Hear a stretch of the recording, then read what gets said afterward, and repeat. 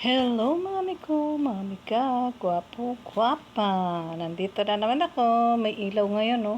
May ilaw. Dati walang ilaw ngayon. May ilaw. At saka nandun naman yung green. Hi, green. Nandito ako sa sa mga tatak. Sa mga tatak sa pahayag. Sana makinig kayo.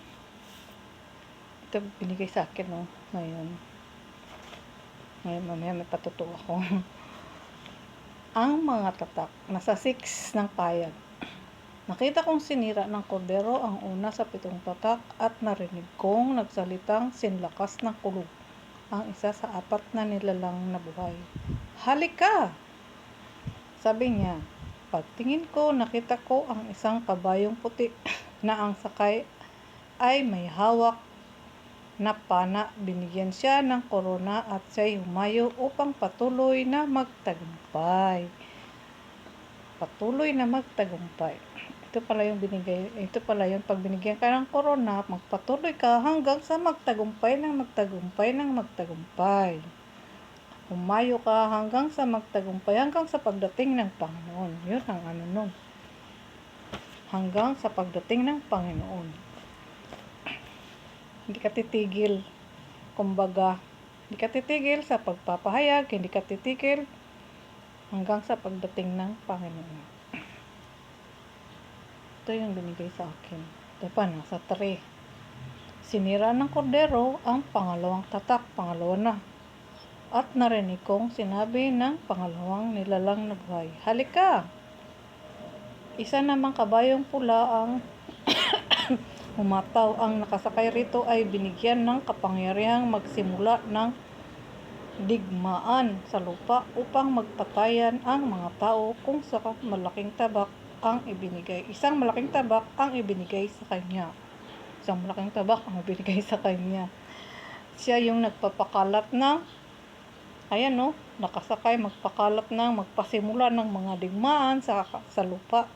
Siya yung pangalawa, tagapakalat ng digmaan, mga kaguluhan, patayan.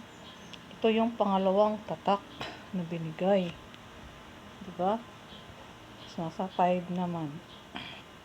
Binigyan siya kasi ng malaking tabak, binigay sa kanya. Kaya, siya ang tagapagdala ng mga kaguluhan. Nakasakay pala siya sa kabayong pula. Hala ko, pula yung suot ko. Magpatayan ang mga tao. Siya yung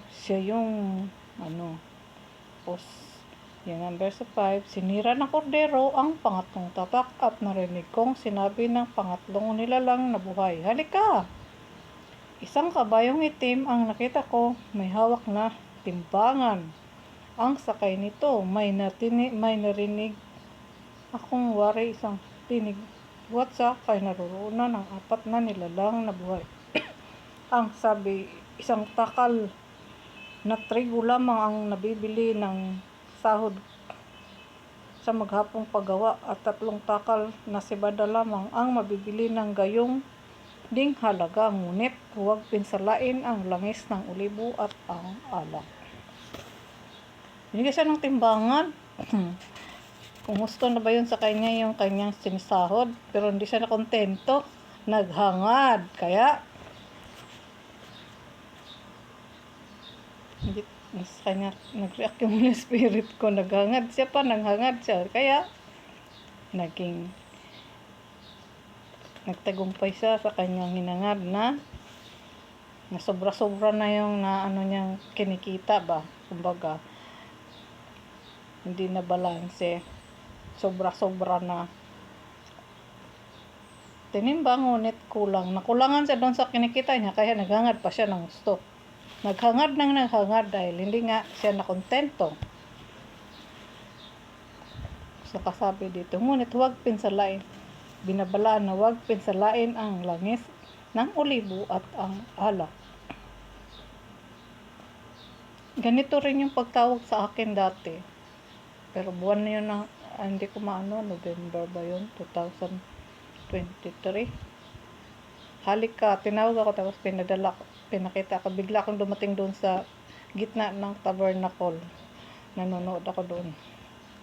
pinapanood ko yung mga anghel at saka yung nasa gitna nakaupo yung hari. Yun yung unang pagtawag sa akin, halika. Nagpapahinga ako noon kasi naglalaba ako pagka hapon, nagpapahinga ako. Tuwing hapon niya pinapakitaan ng yung mga ganyan. Halika, yan una niyang tawag sa akin noon. Pinapaalala talaga sa akin ng Panginoon ito. Oh. Tapos, nung yung dumating yung puso, yung biglang umano yung puso ko, ang init. Ganitong araw, itong araw na to, May 6. Ito, nung sumimba kami, nasa harap kami ng mga puon. Tapos, ang sakit, ang init na, ibang bulusok ng, ng dibdib ko. Yun, nung umpisa nung May 6 yun. 24 yata yun, 24. Hindi ko yun makalimutan. Kami ng tabi ng anak ko, sa harapan talaga kami. Sabi ko doon, Panginoon, sorry po, hindi po ako sumasamba sa mga Diyos-Diyosan na yan. Yun, doon. Tapos, maya-maya, nawala yun. Yun ang pagdating ng bumulusok yung init. Hindi ko alam kung atakehin ako noon o ano. Yun ang panahon na yun. Ganitong araw din yun. Tag-init. Sumamba kami. Ay, nag-react yung Holy Spirit ko dahil totoo yan. Totoo. Tapos kanina, umaga, pinakita sa akin. Sabi ko kasi, Panginoon, na sana ako, sabi niya, you complete. kung kompletohin ko daw. Siguro, hindi pa siguro na kompleto yun. Baka marami pa siyang iparating na ipapahayag ko, ibibigay niya, ipapahayag ko kasi gusto niya ipakumpleto sa akin. Tapos may sumunod na pinakita, kuweba. Ang lalim ng kuweba pinakita, ang liwanag pinakita, tapos nandoon yung mga apostol at si Jesus, nandoon sila sa lalim ng kuweba. Doon. Tapos nag-usap-usap sila doon. Yan ang pinakita sa akin doon sa ilalim ng kuweba, malayo-layo. Pinakita na to sa akin dati. Ganon. Nakatayo sila, nakasuot sila lahat ng mga suot ng mga dating mga tao. Yun, ang mga suot nila na. Tapos may mga balabal. Nagkwentuhan sila, para silang mayroong pulong doon sa loob ng kuweba. Yung ganon doon. Tapos bigla may lumitaw na parang plate, parang frame. Tapos hindi picture ng tao ang pinakita sa akin, mga nakasulat, pero hindi ko nababasa kasi nakasulat. Yung isa lang yung natandaan kong na nakasulat, Mary Magdalene Highness. Yun lang isa yung natandaan kong nakasulat, Mary Magdalene Highness. Tapos yung iba puro sulat. Tapos may lalaking nagbitbit nung malaking parang frame na may nakasulat. May lalaki, tapos nakaside siya nung pinakita yung yung frame na hindi frame na triangle, square, hindi. May design yung frame. May design na parang mga dahon. Tapos yun, nakasulat doon yung Mary Magdalene Highness. Nakasulat doon. Tapos yung isa, puro sulat, nakasulat. Tapos yung may Mary Magdalene, bit-bit ng tao. Yung isang lalaki, hawak-hawak na yun. Yun yung nakita. Tapos may nakita kung kumbaga sa dun sa tawag dyan, ganon. Tapos maraming puting bilog-bilog, ang dami. Tapos nakita ko na rin yan dati. Tapos nagbago, bigla na namang iba na, naging pula-pula na, mga pula-pulang guhit-guhit. May bilog, may guhit-guhit na pula, marami din. Yun ang pinakita sa akin kanina. At saka ito, pagtawag, halika. Ito talaga yung pagtawag sa akin. Tapos yung corona, ang dami niyang binigay sa akin, pinakita sa akin corona. Hindi ko alam kung mga 8 na siguro. 8 na. At saka yung kinakasal, yung pinapakita sa akin may kinakasal, tapos yung mga tunghuli, yung mga kinakasal may mga bata na, may maliliit na bata. Yung isa medyo malaki, yung isa maliit. Yung mga dating yung ano, yung mga huli niyang pinakita nitong taon na to. Mga pinakita niya. Dati, talagang wala pang bata. Yung kinasal ka lang o kaya yung kinokoronahan, yun ang mga pinapakita sa akin. Pero ngayon iba yung kuweba. Oo, ang lalim. Kitang-kita ko talaga yung kuweba na nandun sila sa ilalim nagkwentuhan, nakatayo. Tapos may biglang lumabas na ano, frame. Tapos may mga nakasulat. Tapos yung isang sulat lang yung inano ko talaga, tinandaan ko yung nakasulat. Yun ang hindi ko makalimutan. Tapos ang unang nakalabas ano, you complete. Ibig sabihin, tapusin ko talaga tong aking misyon para sa Panginoon, para sa ating lahat. Dapat susuko na ako eh. Ayan. Sinabi ko talaga yun. Tapos yun, ng umaga ito nga pinakita niya sa akin. Hindi na ako makawala, Panginoon. Ayun nga, totoo nga. Tapos yung mga binibigay niya sa akin ngayon, ito. Ito, halika, itong marami corona. Bigyan nga corona, tapos magpatuloy. Kaya pala, pinapakita niya ako ng ganun lagi para magpatuloy. Hanggang sa makumpleto. Makumpleto yung sigurong gusto niyang ipapahayag niya para sa ating lahat ang katotohanan, buong katotohanan. Kaya, patuloy lang sa buhay. Kahit maraming kumukontra, kahit maraming wala naman akong magagawa dahil ang Panginoon lang naman ang aking sinusunod. At ito, binigay niya sa akin. Binigay na rin to niya sa akin dati, yung nasa 6-12, kung tungkol dun sa mga bituing nalaglag. Pero ang binasa ko lang noon sa 12 lang mismo. Ito pa pala nasa 9. Tapos dito sa 8. Ang nakita ko na may isang kabayong maputla ang kulay, ang pangalan ng sakay nito ay kamatayan at kabuntot niya ang Hades. Binigyan sila ng kapangyarihan sa ika-4 na bahagi ng lupa upang pumatay sa pamamagitan ng tagutom, salot, mabangis na hayop. Mga tagutom, mabangis na hayop, nangyari na ba to? Huwag sanang mangyari sa atin to, naku po. Sinira na naman sa 9 ako, sinira ng kordero ang panlimang tatak at nakita ko sa ilalim ng dambana ang mga pinatay dahil sa salita ng Diyos at sa matapat na pagsaksi nito. Harito, ubos lakas nilang sumigaw, O Panginoon makapangyarihan, banal at tapat. Gaano pa katagal kaming maghihintay? Kailan mo pa hukuman at parurusahan ang mga taong pumatay sa amin? Ayun, humiling na yung mga namatay na matitino. Ang sabi ng Panginoon, mag-antay muna kayo, konting panahon lang. Nakasulat naman yan dito. Binigyan ng puting kasuotan. Silang lahat binigyan ng puting kasuotan. Bawat isa sa kanila at sinabi sa kanila ng magpahinga ng kaunting panahon. No? Sinabi niyo silang yung mga namatay na nananangan sa Panginoon na binigyan ng mga puting damit. At sinabihan sila ng Panginoon mag-antay ng kaunting panahon. Ayan, no? Kunting panahon pa hanggang sa mabuo ang bilang ng kanilang mga kapatid. Kaya kailangan palang buuin yun. At kasamahan sa paglilingkod kay Kristo na papatayin ding tulad nila. Ay!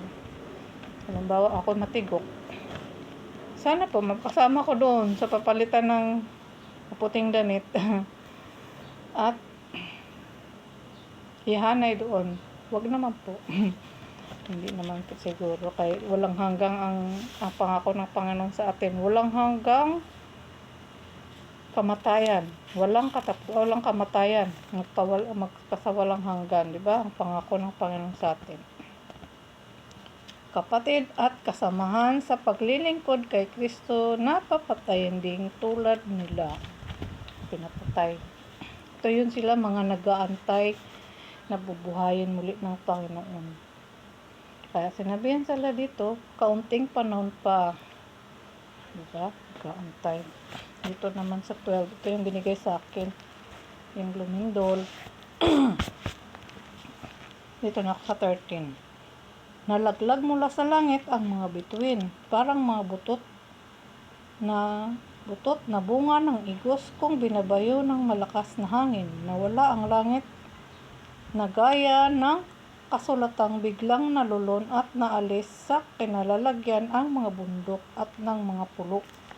Kasi nga naman lumindol, di ba? Sana wag mangyari to. Kung ito yung mangyayari, ayun na. Wag naman po.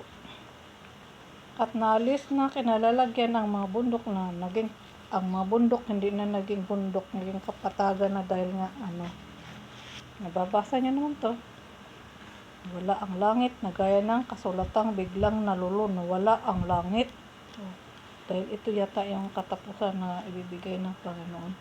At mga pulo nagtago sa mga yungib at sa pagitan ng mga bato sa bundok, ang mga hari sa lupa,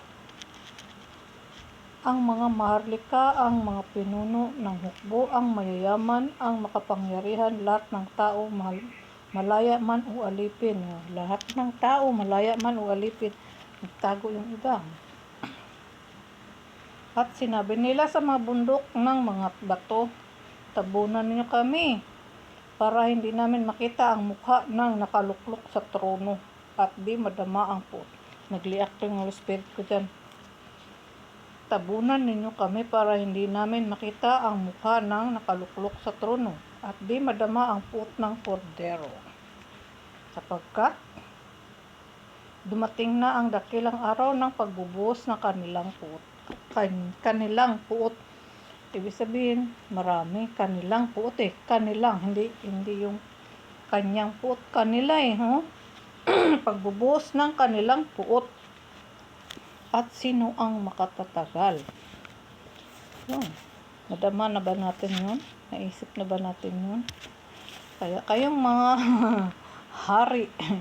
mga hari o pinuno sa bawat bansa, nagbago na kayo. Ayan, nakasulat yan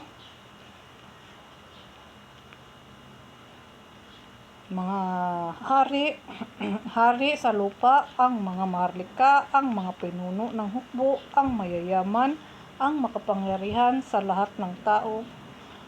Kapangyarihan lahat ng tao, malaya man o alipin, lahat na malaya man o alipin.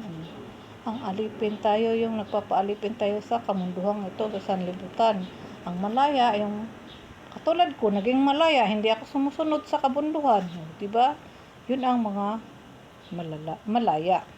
Ang nagpaalipin, yung nagpaalipin sa mga kautusan ng mundo. Yun. Nakasulat dito, ang linaw-linaw. Nag-react yung Holy Spirit ko. Binasa ko na lahat ng 6. Kahapon binigay niya sa akin yung sa 12 lang. Kaya, binalik niya ko dito. Kaya, yun, pinapaan mo sa akin ngayon. Sana naunawaan natin, Ulitin ko lang, mga maharlika, lahat ng malaya man o alipin, mga pinuno ng hukbo, mga hari sa lupa, para to sa inyo at sa ating lahat. Para sa ating lahat, hindi lang sa ibigay sa akin ngayon.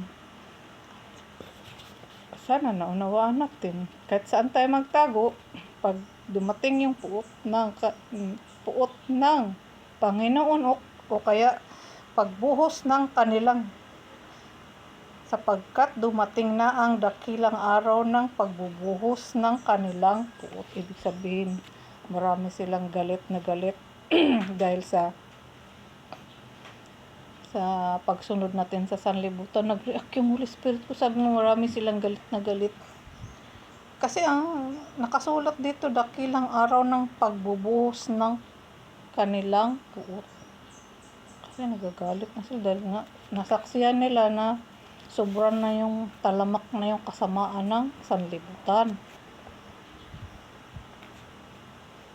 Sino kaya makakatagal sa ating lahat? Ikaw, makakatagal ka ba? Ako kaya? Tayo kang lahat makakatagal? Huwag naman po sana. Kaya dapat magbago tayo, magsisi, magbalik loob sa Panginoon para tayong lahat ay maligtas. Kasi ililigtas na yung mga taong nananahan sa Kanya. Kaya gusto niya lagi tayong may baluti. Lagi nating tangan-tangan ang mga baluti ng Panginoon araw-araw para hindi tayo matukso, malinlang, mahawa, madamay sa kasamaan ng sanlibutan, di ba? Ano ba yun? Matukso, malinlang, mahawa, mahawa, di ba? Marami kasi tayong mga hawa sa sanlibutan, hindi nagpapaalipin tayo, wala naman tayong sandata. Ang sandata lang talaga nating tunay na sandata ay yung pananangan sa pananampalataya at yung mga baluti ng Panginoon. Yun ang tunay nating sandata pang araw-araw ng buhay natin. Kung wala tayong ganun, ay patuloy tayong magpaalipin sa sanlibutang ito. Gusto mo pa ba yun? Hanggang ngayon, magpatuloy tayo magpaalipin. Hindi tayo lalaya sa sanlibutan ito sa kasamaan. Magpatuloy tayong gumawa ng kasamaan. Pag binigyan tayo ng warning, dapat tumigil na tayo. Naka-warning na ang Panginoon, 1, 2, 3. Ikaw na bahala. Nasa sayo pa rin ang pagbabago kung gusto mong magbago. Nag-react na muna sa galit ko, nasa sayo pa rin ang pagbabago na. Kasi nga, pantay nga naman ang paggawa niya. Yung isang pagkakamali, yung isang matuwid, hatakin niya yung desisyon ka kung anong gusto mong desisyon. Tama ba o mali? Diba? Pantay lahat ang paggawa ng Panginoon. Timbang lahat. Tinimbang ka nga, ngunit kulang. Hindi ka na kontento, humangad ka pa. Dahil walang kakontentuhan ang mga nagpasakop sa sanlibutang ito. Dapat talaga magkasyan tayo. May nakasulat dito, magkasyan na tayo sa atong mga kinikita. Huwag na tayong maghangad ng dahil maghangad ka ng maghangad. Anhin mo naman yan. Kung hindi mo naman itulong sa kapwa. Meron kang tinulong, kapiranggot lang. At saka, hindi pa bukal sa loob mo. Paimbabaw lamang yung pagtulong, di ba? Hindi yung tao sa puso ang pagtulong. Meron kasing ibang tumutulong. Binigyan ko na nga, marami pa silang marami pang silang sinasabi. Di ba? Kahit yung iba, binibigay nila, hindi naman sa kanila nang galing yung pera. Ang galing naman sa sa buwis ng mga tao. Tapos, ganon pa sila magsalita. May mga ganon na klaseng tao. Iba-iba. Sana naunawaan natin to. At sana magbago na tayo dahil yan ang gusto ng Panginoon sa atin. Huwag tayong mapahamak. Hindi niya tayo gustong mamatay o mapahamak o mapalalo. Gusto niya tayong maligtas kasama niya. Makasama niya sa kanyang daigdig. Tandaan natin, ang Panginoon ang tagahusga, hindi tayo. Ang Panginoon lamang. Alam na alam ng Panginoon bawat isa sa atin. Dahil siya nagbigay sa atin ng buhay. Hininga. Sino ba yung nagsabi, narinig ko kanina? Ruwa! Hininga. Ruwa. Yung binigay niya rin sa akin yung sa Ezekiel tungkol sa mga patay. Yung hangin, umiikot-ikot dito. Bigla talaga yun nung pagkabanggit ko nung buhayin ng mga patay, lagyan ng mga litid, balat, mga pa ba yun, kung ano-ano. Nakasulat yun doon sa Ezekiel 37. Nung binasa ko yun, nung binigay niya sa akin, doon sa labas ako nagbasa noon, talagang umiikot yung hangin. Saglit lang, pagkatapos nun, wala na. Biglang nag-ano yung hangin. Pag ganun, kumbaga parang naging tornado. Tapos biglang paikot-ikot, tapos biglang nawala. Ganun. Yun yung naramdaman ko noon. Tapos biglang malamig. Yun lang mga amigo, mga amiga, gwapo-gwapa. Salamat sa inyong pakikinig. At ito yung binigay sa akin ngayon, binasa ko na lahat. Ang tungkol sa ang mga tatak. Kaya magpatuloy tayo, magpahayag, at maging mabuti. Tuloy-tuloy lang ating pagsunod sa Panginoon. Dahil yan ang gusto niya sa atin. Magpatuloy tayo hanggang sa kanyang pagdating. Magpasalamat tayo hanggang sa kanyang pagdating. Mananampalataya tayo hanggang sa kanyang pagdating. Kung kailan man siya dadating, bigla-bigla ang kanyang pagdating. Walang nakakaalam.